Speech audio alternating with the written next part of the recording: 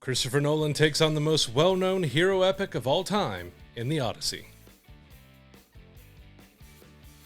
So we've been anticipating this film now for a couple years, ever since we found out this was going to be like Christopher Nolan's next big project. Now, Nolan, throughout the years, especially, I consider him to be one of the best modern filmmakers and maybe one of the best filmmakers of all time, because he's got such a wide catalog of just absolutely epic films, film trilogies, obviously the Dark Knight trilogy, Interstellar, Memento. Like he's done, Inception. He's done so many brilliant films, and this is his next take. And this is a pretty ambitious filming project that he undertook to get this done. This is like the first film that was done, one of the first films, if not the first, that was done entirely on the new IMAX 70 millimeter film, which is insane, the amount of things they have to go through to get that film shot. I mean, you can go and look at what it takes to make that, and this is one of those films that I'm very much looking forward to the making of featurettes that come with it, because I just want to see so much of how it went into it. But man, you get what amounts to just this incredibly over-the-top epic film. It stars Matt Damon as Odysseus. You got Tom Holland. You got like a who's who of like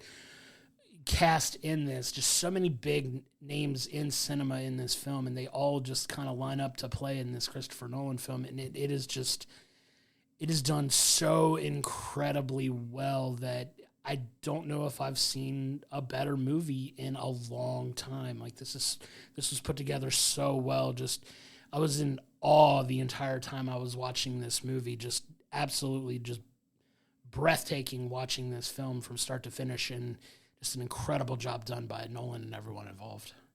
Yeah, this was one of those movie-going experiences that you sit back and reflect on, like, I don't know if I've really sat through a film like this before. I think the biggest thing I left with this film was how it felt. And I'm not just talking about the emotions and everything else. The sound and audio mixing, which Nolan has been criticized in the past for a few of his films for the audio mixing. This was perfection. You felt through the audio every beat, every moment, the terror, the horror. Like there's some horror almost like elements in this. I mean, that Cyclops sequence was just incredible, and the sound was a huge part of it. When that Cyclops bellows, it felt like we weren't in the motion seats that we've done on a few films. We were in regular standard seats, but you felt that grumble, that rumble. When lightning flashed, you just felt like you were in it. That thunder hit, you felt it. When the waves crashed on the ships, you felt those waves. Like and when he plucks the bowstring, you felt it. Like there was just such an incredible detail that was paid to the audio and sound. And even the composer wasn't allowed to use modern instruments in orchestra. He had to use ancient instruments and kind of what he could find around to make the sounds. And it complemented every moment so well. Like the soundtrack was there the whole time. There wasn't a whole lot of moments where it was kind of silent and quiet unless it really needed to be. You had that feeding this film all the way throughout. And like I said, you just felt like you were there along that journey with them on the boats. And incredible filmmaking by Christopher Nolan with this. Yeah, the IMAX cameras, they're not like typical cameras. They're gigantic. Even the new one, the 7 millimeter, it's huge. It's loud. They had to build enclosures around it. They were so big that the actors said they had to put mirrors on each side of the camera so they could have an eye line with each other while they're trying to act off each other because they couldn't see.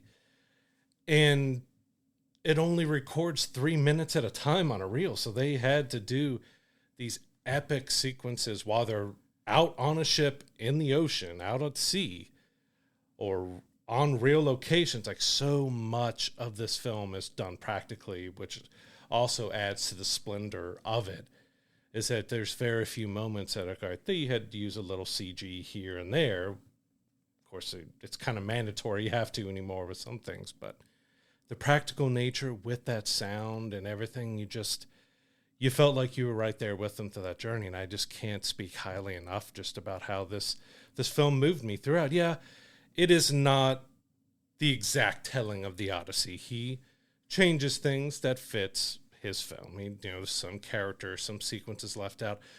The main gods are left out physically. They're talked about, but you don't get to see them. But I think that was expertly done on purpose because it keeps that mystical feeling about them there, that you feel like they're there. You get a few of the more minor gods and stuff around there, nymphs and, the sirens and everyone else, and cyclopses and other creatures of the era, and you get a mention. But I think it was pretty smart and brilliant to not have Zeus, not to have the big gods show up and be in here, because you allow that element of, especially if the main feeling of the story gets to shine a lot brighter when you're sticking to, right, in the end, this is a story just about how humanity screwed themselves.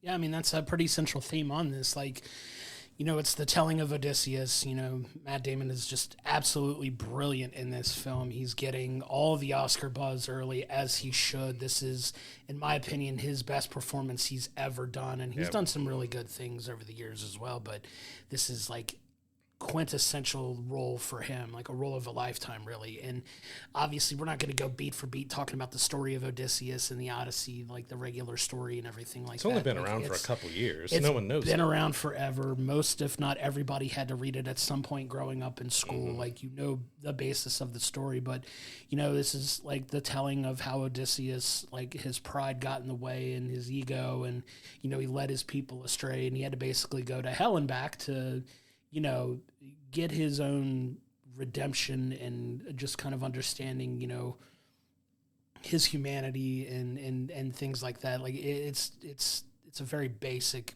Cliff Notes version of the story, but you get the entire adventure, you get the grandeur, you get the intensity, you get they touch on so many different emotional elements in the story so well. Like you said, there's elements of horror, there's action, there's violence, there's darkness, there's drama, there's a little bit of humor mixed in too. Like, you get so many different points touched on well. Like, they're not overly lingering in some areas, and that's crazy to say in an almost 3-hour film.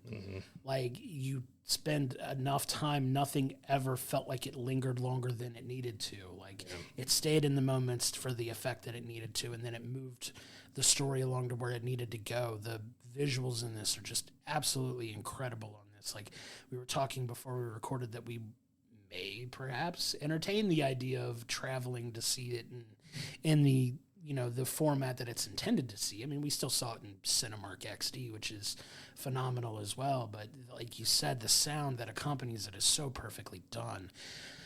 One minor warning, if you're like photosensitive and you're upset by like strobe light or flashing lights, there is like a storm scene, a very lightning scene that is kind of heavy on the flashing with the lightning and the storm and the elements. So if you are sensitive to that, kind of know that going in.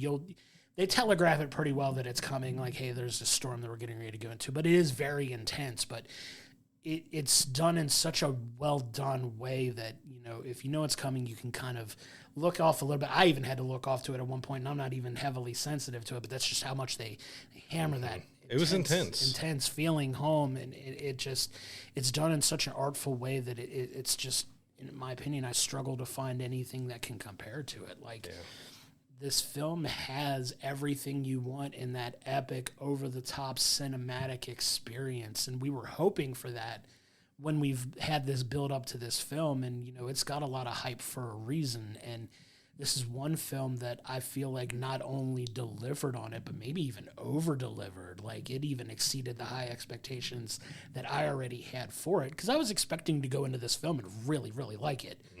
But it's gone even beyond that. Like, I'm like, not to kind of put the cart before the horse a little bit too here, the Trojan horse, mind you. Like, I'm walking out of the theater thinking, is this one of the best movies I've ever seen in my life? I've thought about it. Like, we saw it last night before we recorded this. I've been thinking about it ever since. Yeah, and that's the level of quality I find in this film. Is not only is it a great movie, is it one of the best films I've ever seen? And the fact that it even has me questioning that speaks to how well this film is done and put together and presented, and the story they tell, and just the grand nature of it, because it just ticks so many of those boxes in a great movie that I want. And it doesn't really miss on anything. That's the crazy part about it. Like, I struggle to really critique this film at all. And that's hard to do, because it's normally like, yeah, you can nitpick a little bit here and there, but I'm struggling to find it. Don't worry, a pocket of the internet is doing that for you. Sure, and they can have their opinions too, but I don't see it. I don't see the issues with this movie at all. And you deal with the dumb political nonsense BS, quote unquote wokeness. We don't get into that here. Yeah. That's not what we try to do. But like even then, it's so minimally a thing even in this movie that you don't. It's dumb that there was even any controversy about anything. Like I don't care about any of it. All the people that they were worried about in the movie are barely in it anyway. But still, no issues on that for me. Yeah. Like it's just so incredibly well done that I'm struggling to critique it, even thinking about it as we're talking about it. I'm at a loss for how I can even nitpick this film. It's that well done. Yeah, I've been just thinking about the different moments and how to process, because the first 20 to 30 minutes or so are a little slow. You're building up the premise and you're getting that, the Battle of Troy is happening, has happened. They'd been there over 10 years. They're trying to get home, but now it's been 20 years since Odysseus has been seen, and other people have, come home, and they're trying to figure out. So, Penelope, which was played perfectly by Anne Hathaway, she was so fierce, strong, and emotional in this film. Like, Penelope doesn't have a whole lot to do in the film, but what she got to do was just done so amazingly by her in there. And I was really impressed by Tom Holland as well, playing Odysseus' son. And he had a different feeling to him than you're used to, because, of course, everyone knows him most from Spider-Man. He's done a few outliers outside of that haven't done as well as the Avengers and Spider-Man and everything. But he really showed he's still playing a younger character, but you see he's getting older. I mean, he just turned 30, but he's still playing a younger kid in this movie, but you get to see a little bit more of the grown-up side of Tom Holland in here, and I think he really handled that well, from his voice, from how he held himself and everything. I think he did a fantastic job as well. You had John Leguizamo in there who did a great job. Even the dog had a fantastic scene that started getting me to well up towards the end and stuff. Like, even the dog was acting his butt off in this film. Like, everyone was giving on. A lot of them said it was because of the conditions that they were filming in, because they were on location. They were at sea. They were on different islands in Europe filming this, and they did some in the States as well. But with the IMAX cameras and having 3 minutes to capture something, and how big it is and how loud it is and how everything else is, they all really locked in to their performances and everything here.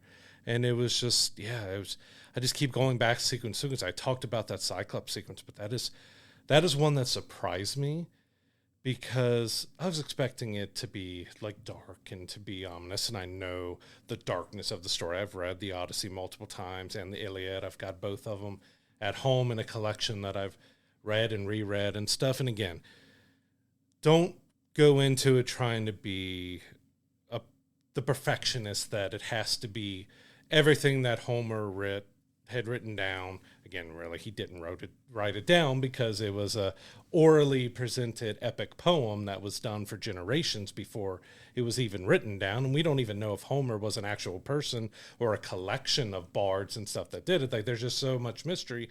And yet again, the Odyssey is fiction.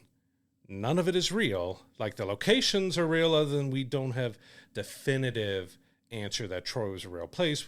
There's a place that's very much like Troy that they found ruins of, but Odysseus, Helen of Troy, all of those are fictional characters. And you can nitpick, all right, the clothing, the armor wasn't exactly period appropriate. It didn't matter to me. Like, I was so blown away. I thought the armor looked great. Yeah, maybe it wasn't historically accurate. A fictitious story is not historically accurate either. Right. But I think it fit the story he was trying to tell. That's the point of this, is Christopher Nolan had a vision of what he wanted to tell through the Odyssey, of a story of what mankind does to himself. Is similar to what Oppenheimer had, a tale in the end of that of how mankind is destroying themselves, and mankind is basically responsible for what they do in the Odyssey. It's not the gods, it's mankind doing it to themselves because they went against the word of Zeus and stuff. He modernized the language. Again, I thought that was a perfect choice. You could try to do in Greek or Old English or something else to try to make it sound more period appropriate, but he wanted you to feel the emotion, to know what was happening. Because it can be a little hard to follow if you're not, too deep into that. Sure. To know exactly what's going on at all times, and trimming it down to simpler. It was still great dialogue and other things like that, but it helped make it feel more real and connect you to this world even more. For sure. And it's funny you mentioned the Oppenheimer part of it, because like one of the running jokes around it now is that, is the Odyssey a sequel to Oppenheimer kind of thing? And it's... I guess it would be a prequel. If you look at it like historically, sure. Yeah. But, he does deal with those heavy themes a lot in his filmmaking. And, now coming out of it, you kind of wonder where Christopher Nolan's place in like the pantheon of great directors is going to be. And does like a movie as grand and as epic as this put him in the conversation for the best filmmaker ever? Like, he's definitely up there. He's been in the conversation, but does this take him to an even higher level where he may be top 2 or 3 and he may not be 2 or 3? It's crazy to look back at his filmography, because as great as Memento was, and Insomnia was good, but there was like almost like I've seen, it's like before Interstellar and after Interstellar. There's such a difference in the locking in of his storytelling and how he likes to tell pictures. Like, people criticize Tenet of not being able to understand and everything else. I still really enjoyed that film. Sure. He's not afraid to take some risk with things, to do some things differently. Like, after all those films that he did early on, did anyone ever expect that he would do a Batman trilogy? Like, that was just out of left field, that Christopher Nolan's doing Batman. Like, and then he follows it up with just...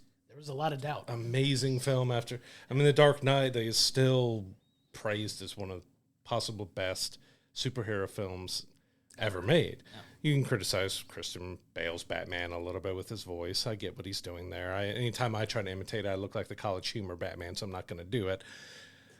But he's had like such an incredible just build up. It's almost like, what could he possibly follow the Odyssey up with? Yeah. Like, you hit such an epic with this. It's like, where do you go from here?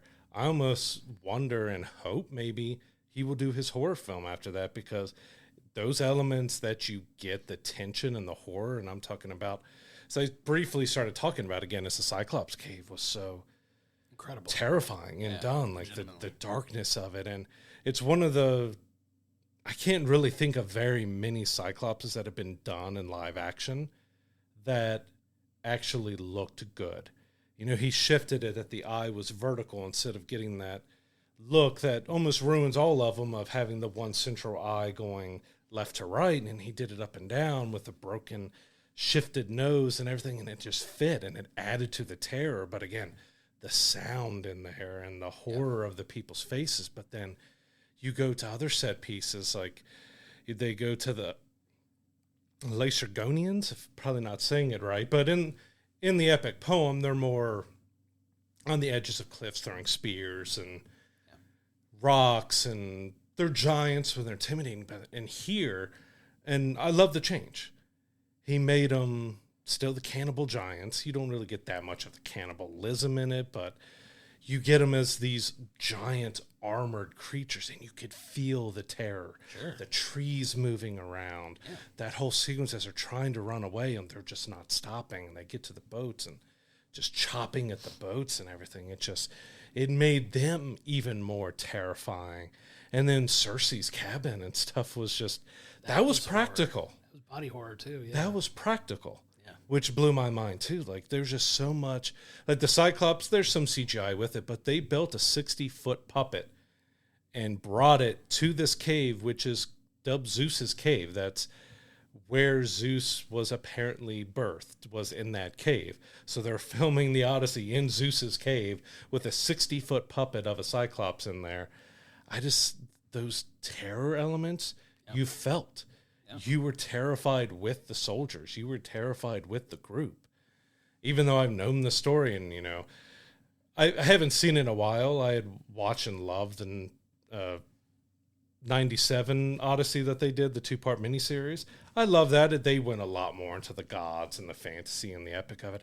I just love how this stayed on the cusp of that, of giving you those fantasy elements. You've got the Cyclops and the giants, and you've got the gods and the other, and witches and everything else there.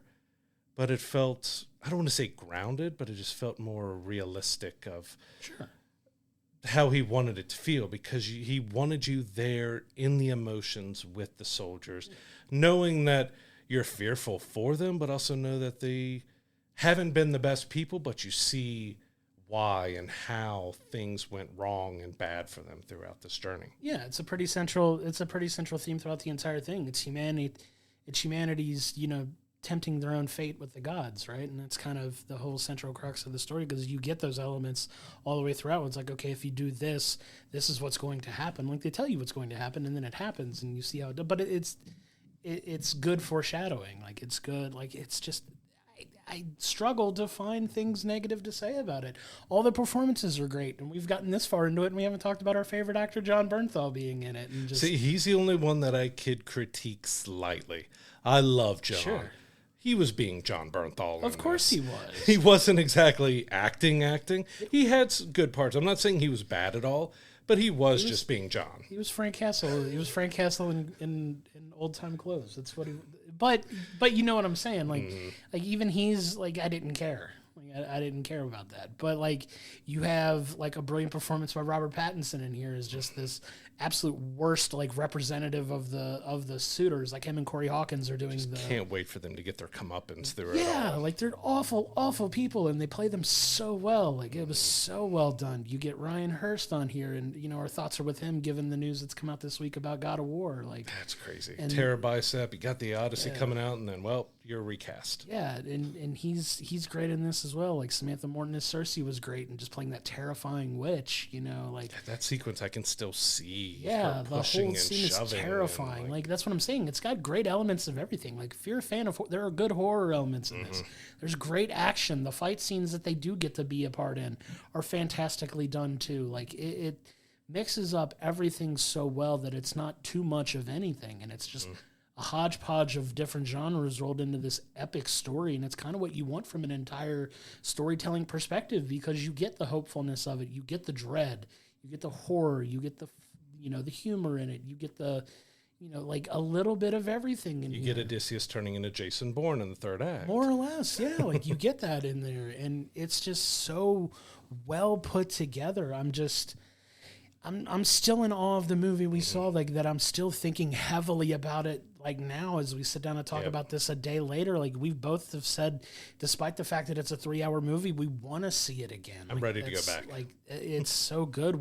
We wish we had one of those giant IMAX screens, the proper way to show it and see what it's different. And it's crazy because, like, they couldn't fit the entire movie into it. I almost want to see the full cut if they could, because they had to cut some things out of it. Yeah, IMAX wouldn't have made platters can only hold 3 hours, so he had to cut a ton of stuff. I don't know if he would ever get a Nolan director's cut, but this feels like one that at home maybe he could give us a director's cut, because there are many characters and sequences and things that are missing of the Odyssey that you could pinpoint. Well, he missed this, that, and that, and that. And well, he had a limitation. Like, that's the good and the bad thing. It looked gorgeous. It was just incredible to look at. But he had limitations with those IMAX cameras. I said, it recorded 3 minutes at a time. Yeah. They had a hard 3-hour limit. I mean, Oppenheimer was 3 hours exactly. This is just under, like, 252, something like that. Something like that, yeah. Because the IMAX platters cannot handle more than 3 hours of IMAX footage, so you just wonder how much was actually cut. That could this have been a 4-hour epic? And could have been. Give me a director's cut that's a 4-hour epic, and I will watch it. But it also depends, were things heavily cut because they needed to be, or was it because of that limitation? Like, that's the trade-off he had to do do this fully in IMAX. Is that, well, you got a time limit. Yeah, I want to know if that's the case or not. You want to see, but what we got was just absolutely incredible. It was such an ambitiously done film because, like we said, this has never been done before. We've never had a film shot like this, using this technology, using this style of film, using, just the way it was done, and just so many incredible elements that go into making this the just visual and sonic wonder that it is, because like you said, there's nothing sonically that's missed in this. Like we said, Nolan films, some of them, one of my biggest issues with Tenet was the sound editing, right? Where it was muted and stunted dialogue, and you had to really try, and as somebody who's hard of hearing, that's very frustrating. But didn't have that issue. The sound was another character here. Yeah, and it just complemented everything so well. Everything was so meticulously thought out and planned for, and everything had a purpose. And it's just so incredible to see what somebody can do with this and put it together in a way that's just so incredibly well done and tied together that I was speechless. Like, we just kind of sat there for a minute, and like we were kind of lock in step for like how we were feeling about the movie during it. Like, we both got the goosebumps in the one scene where it was just both of us. I got him and looked at you, and you were like, yeah, and I was like, oh yeah, same. Like, same. Because you knew that moment was coming. Yeah. You knew all of it was going to happen, but it still gave me goosebumps. Still, and it just had us hook, line, and sinker throughout this entire thing. And just hats off to everybody that made this movie, man. Like, obviously, Christopher Nolan is the brainchild, but this felt like such a collaborative effort with everyone involved. People that were involved in the sound editing, the visual editing, everything, man. It's just a stellar, top-notch production all the way through that I'm speechless. Like, there aren't enough words. Like, I know it sounds hyperbole and kind of in the moment, but I haven't felt like that coming out of a movie in a while. Like, we get good movies and we talk about good movies, and are we probably a little too loose with our rankings sometimes? Potentially on some of them, but like, this one is the first time in a long time that I've just come out of a movie like just in absolute awe, thinking about everything, overthinking it. It's movies like this that make me fall in love with the art form anyway. Mm-hmm. And it's films like this that are like, this is why I love movies and filmmaking and telling a story and doing, all of the things that go into making a good movie. Not just the plot, not just the dialogue, not just doing one thing well, but doing everything well. And it's just, this is what the magic of cinema is supposed to be. And that's really my best takeaway I can have from this is, this is what I want from this epic, over-the-top adventure, taking an already epic story and just taking it to the next level in such a way that it doesn't have to be a perfect retelling. It's Christopher Nolan's vision of this story where they take elements of it out, but they replace it with other elements that make this story work so well for his version of it.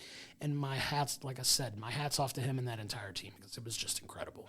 This is absolutely the definition of a theatrical experience.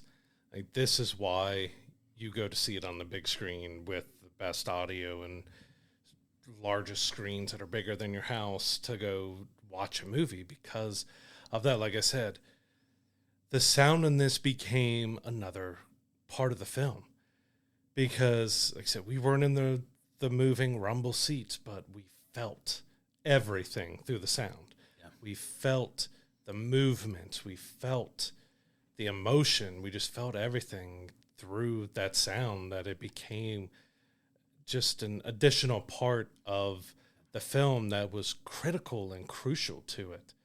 And yeah, it was just absolutely incredible what Christopher Nolan was able to do. Like I said, it still blows my mind when I think back, well, yeah, you had to pause in the middle of scenes to swap out canisters so you could get some more film in to get back to recording. Like, how long? It filmed over 91 days.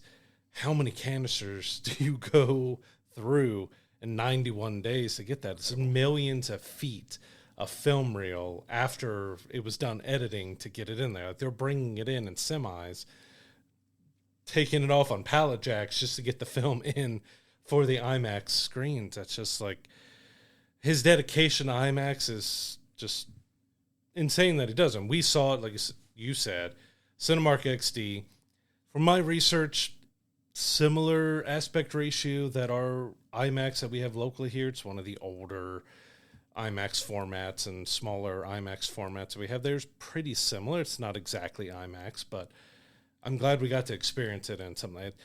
This is a film that's meant to be seen on the biggest screen possible with the best sound possible. If you have a Dolby Cinema, if you have an IMAX, you have Cinemark XD, you need that large format with the best sound and everything, because it made it even more incredible because of the gorgeous visuals. Yeah, you can say the color palette is a little limited, but this is a dark tale. It's supposed to be. It's not supposed to be bright and colorful. It's a very dramatic, heavy, lots of death and dying, lots of struggle and hardship type of movie. You don't want that to be bright and cheerful. all bright and cheerful and stuff. It's a deep, emotional film. And like we touch on lightly, there's a portion of people who are already hating on the film just because of some casting. The only people who have any right to complain about this film, I don't have to say everyone has to love it. The only ones who can have genuine gripes are the Greeks, the people from Greece who feel like they didn't get the representation here. I get it. This is the biggest epic poem, piece of literature that came out of Greece that we, know of. The Iliad and the Odyssey are just phenomenal parts of their history and their lore and their mythology and stuff. And yeah, I don't even know if many of the background actors were Greek or not. They're the only ones that could really have a legitimate concern about that, but you got to look at it through another lens of that. This is a $250 million film. I think when you add in marketing, which has been heavy, heavy marketing, they just added Odysseus and Agamemnon to Fortnite and everything. This is probably close to a $500,000 film. You got to have the big names. You got to have something that's going to be able to earn that money back. And I saw people talking about, well, you could have got this person, they're 1/4, and this person's 1/8 Greek. And like, you're just nitpicking at that. Like, I would have loved to seen more Greek representation of the actors and everything in there.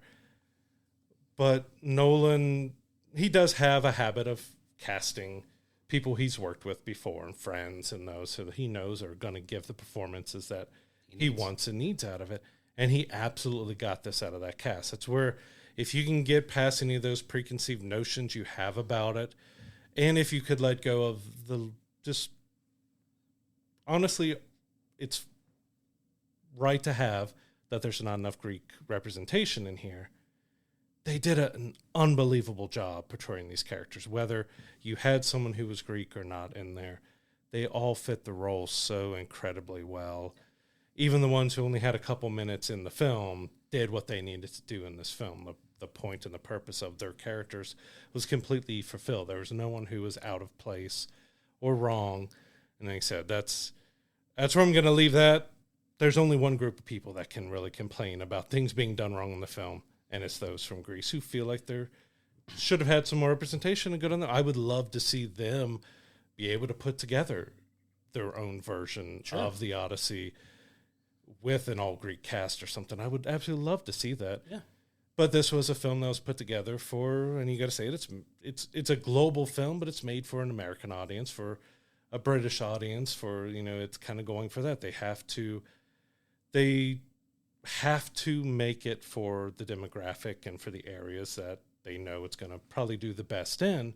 That's who they have to end up making the film for when it's costing so much money. Sure. But you also have a director who had a vision, and this is how he saw his take of the Odyssey going. And I cannot criticize him for the decisions he made for this because it just worked so well.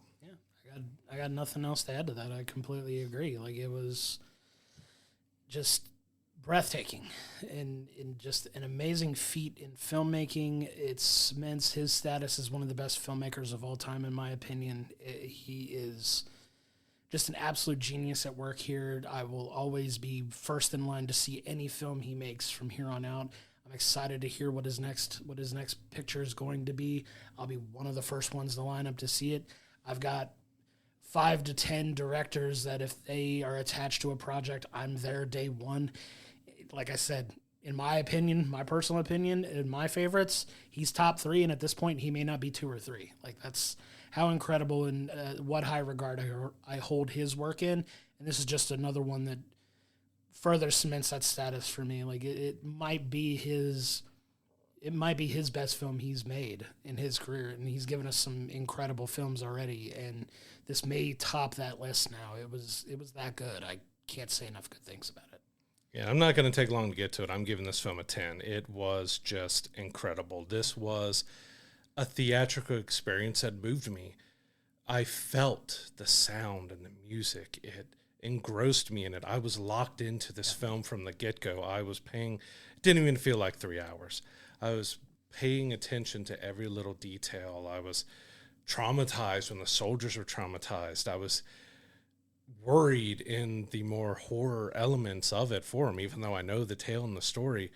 Everyone of the main cast fits so well. Matt Damon was great. Anne Hathaway was great. Tom Holland was great. They just did it so well. Is it completely accurate to the epic poem? No. Made plenty of changes for the look, for the story, to fit what he was trying to tell with this film, and he knocked it out of the park. It might just be his best film that he's done yet. It's easy a 10 out of 10 for me, too. It may be in the 2.5 years that we've been doing this show now, probably my favorite film I've seen in the entire time that we've been doing this podcast. Like, it's that good. It's a 10 out of 10. If I could give it over a 10, I would, and just gotta crank it up to 11. Just turn those amps up to 11. But yeah, it ranks up there for me. It's in my opinion, it's moving highly. The more I think about it, the more up higher on my list of favorite movies of all time. Everybody knows how I feel about Lord of the Rings: Return of the King. It's my favorite film ever. It's probably up top 2 or 3 films I've ever seen, and that's not an exaggeration for me. There's so few movies that move me completely and leave me just incredibly deep in thought and thinking about every element of this film.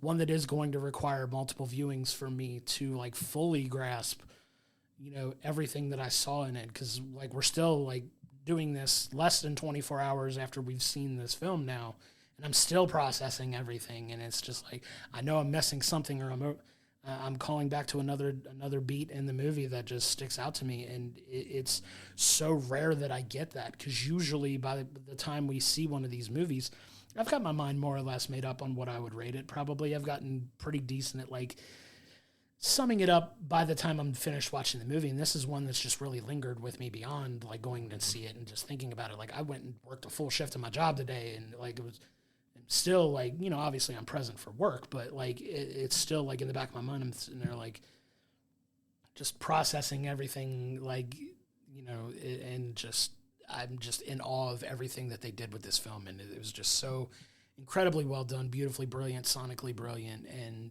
just, I can't say enough good things about it. Like I've said this entire time, it's a 10 out of 10 film, and one of the best films I've seen in a really, really, really long time. And I just can't. Yeah, I second that. It's one of the best films that I've seen, and it is already going up into the tops. I pretty much told you the next morning, I'm ready to see it again. I'm ready to go. And that's right.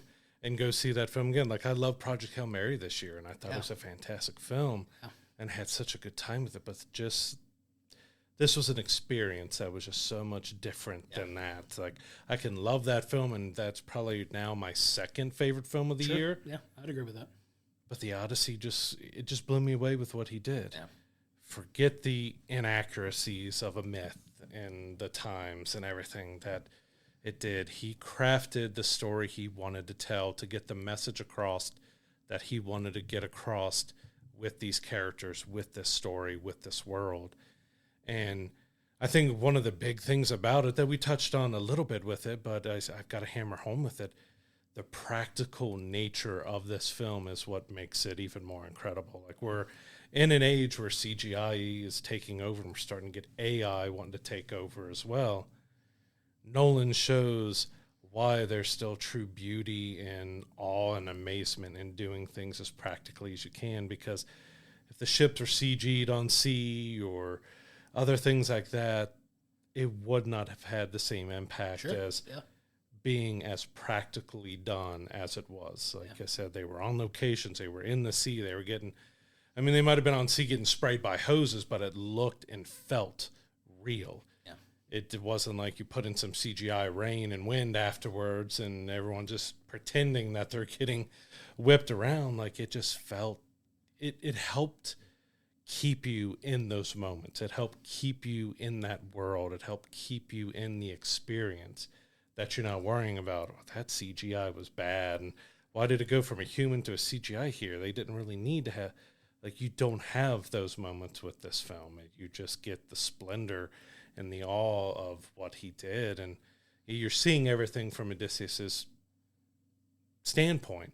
So you do get flashbacks that are showing you the Battle of Troy and everything, but it's all from Odysseus's view. But it added such, I know we've had Troy and we've had a few other takes on the Iliad or the Iliad story of the Battle of Troy and stuff, but this really made you just feel the gravitas of that situation, of them sneaking in, but then that third act where you really got the heart and the damaging part of what they did there. Troy, he hammered that home, like that sequence with Odysseus by the screen and just finally coming to terms with everything was masterful. Like, it was just such a way, maybe big exposition and just having all of this dialogue and everything, but it just wrapped things up in such a way that just hit you with a heaviness that you got exactly what had happened throughout this entire journey and wrapped it up in such a neat, tight bow.